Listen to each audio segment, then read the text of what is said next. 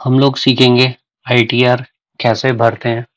ITR जो होगा financing year 24-25 और जो इसका असेसमेंट ईयर है 25 to 26। आईटीआर किस प्रकार भरते हैं लेट देखते हैं।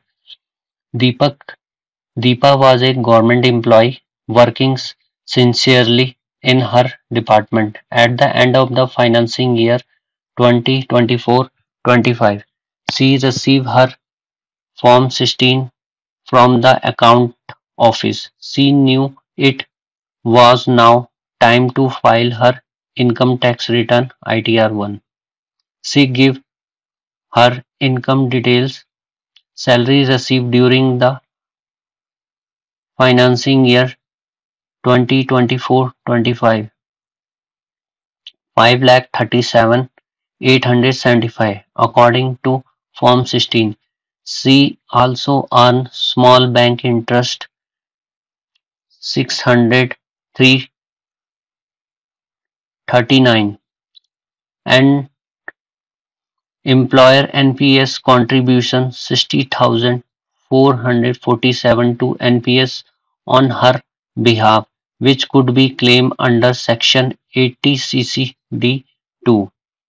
अब हम लोग सबसे पहले क्या करेंगे, गूगल में सर्च मारेंगे इनकम टैक्स की वेबसाइट पे, टाइप करोगे इनकम टैक्स ITR-1 फाइल। जब आप इनकम टैक्स की साइल पे पहुंच जाओगे तो आपको लॉगिन फॉर्म इस प्रकार दिखेगा। यहाँ पे अपना पैन नंबर डालोगे और अपना पासवर्ड तो लॉगिन हो जाएगा। अब आप अपनी सैलरी इनकम, जो दीपा की सैलरी इनकम थी फाइनेंसिंग ईयर 2024-25, 5,37,875, उसमें से स्टैंडर्ड डिडक्शन माइनस हुआ है 75,000 का, नेट सैलरी रह गई है 4,62,875। ये आप दे सकते हैं B1, जो कि हम ऑनलाइन पोर्टल पे फॉर्म फिलअप करते हैं। अब हम इनका दूसरा आता है इनकम फ्रॉम अदर सोर्सेस। ये एक हेड है जिसमें हम डिविडेंड हो गया, बैंक की इंटरेस्ट, इन्होंने she has earn bank interest total 639। Here इनके बाद दो इंटरेस्ट रिसीव हुए 310 और दूसरी अमाउंट है 329। जो फर्स्ट वन है एनी अदर, ये इनको रिसीव हुआ है पोस्ट ऑफिस से, other interest from saving bank account. इस प्रकार फिल की जाएगी। यहाँ पे एडिट का ऑप्शन दिया है। अगर आप इसके अलावा भी आपको इंटरेस्ट है तो यहाँ से इनकम फ्रॉम अदर सोर्सेस में ऐड कर सकते हो। और जिस इन दोनों का टोटल बनता है सैलरी प्लस बैंक इंटरेस्ट 4,63,514। आप दे सकते हैं नीचे ये मैच हो रहा है। इनको चैप्टर 6A डिडक्शन में एम्प्लॉयर एनपीएस कंट्रीब्यूशन, जो कि section 80 CCD-2 contribute to pension scheme of central government by employer 60,447। ये अमाउंट क्या होगी, डिडक्ट होगी इनकी salary plus bank interest minus NPS contribution 60,000 और ये अमाउंट हो जाएगी 4,03,067 जो कि इन्होंने अर्न की हुई है।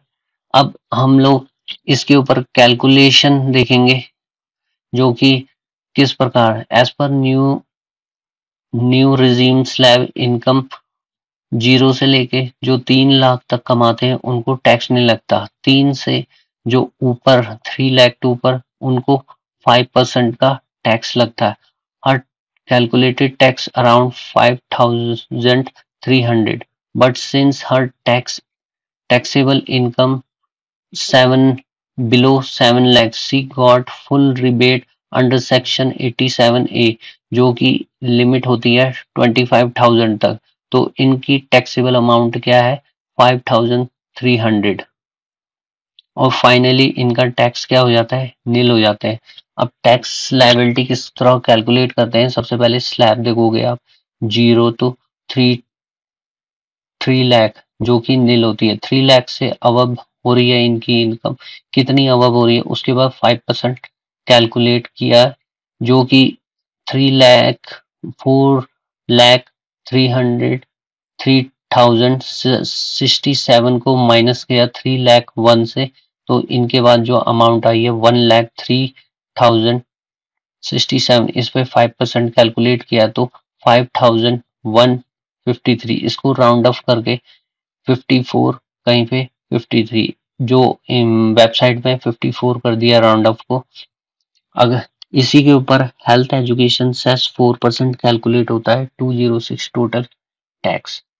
आप देख सकते हैं कंप्यूटेशन ऑफ टैक्स पेबल 5,154। अब ये एग्जम्प्ट क्यों हुआ? अब आप देख रहे हैं हेल्थ एजुकेशन, इस पे ये हमने कैलकुलेट किया 206 अमाउंट आनी थी, क्योंकि ये 7 लाख से इनकम कम है, इनकी अर्न इनकम है जो टैक्सेबल इनकम 4,03,067 रुपीज है, और जो कि 7 लाख से कम है, इसीलिए इनको रिबेट मिली है अंडर सेक्शन 87A के अंदर, जो 25,000 एग्जम्प्ट है। इनकी टैक्सेबल इनकम है 5,154, और अगर एजुकेशन सेस भी ऐड कर दोगे तो 5,359 रुपीज इनकी टैक्सेबल हो जाती है, क्योंकि रिबेट 25,000 है, तो माइनस करोगे तो इनकी फाइनली टैक्स पेबल नील हो जाती है। और दीपा अब फाइल करेंगी वेरिफिकेशन, दीपा क्रॉस चेक करेंगे all detail with form 16 AIs, then see click process to verification, choose Aadhaar OTP and e-verification her return. Within a minute her ITR was successful filed. She feels relief and proud that she had fulfilled her duty as a responsible taxpayer. आप देख सकते हैं इनको जब इन्होंने file कर दी तो acknowledgement number मिलता है, और इनकी टोटल इनकम कंसीडर की जाएगी 4,03,067 था, जो कि राउंड अप करके 70 कर दिया गया है। तो इनकी टोटल टैक्स लायबिलिटी 0 हो जाती है ड्यू टू रिबेट, नहीं तो इनको टैक्स होता 5,154 रुपीज इनका टैक्स बन रहा था, जो कि रिबेट के कारण 7 लाख से नीचे इनकी अर्निंग इनकम है, इसीलिए इनको रिबेट मिला। If any TDS was deducted by employer bank, it will be refund after filing ITR return, तो इनको रिटर्न हो जाएगी। इस प्रकार हम लोग ITR 1 फाइल करते हैं। सिंपल प्रोसेस है, कोई भी इतना हार्ड प्रोसेस नहीं है।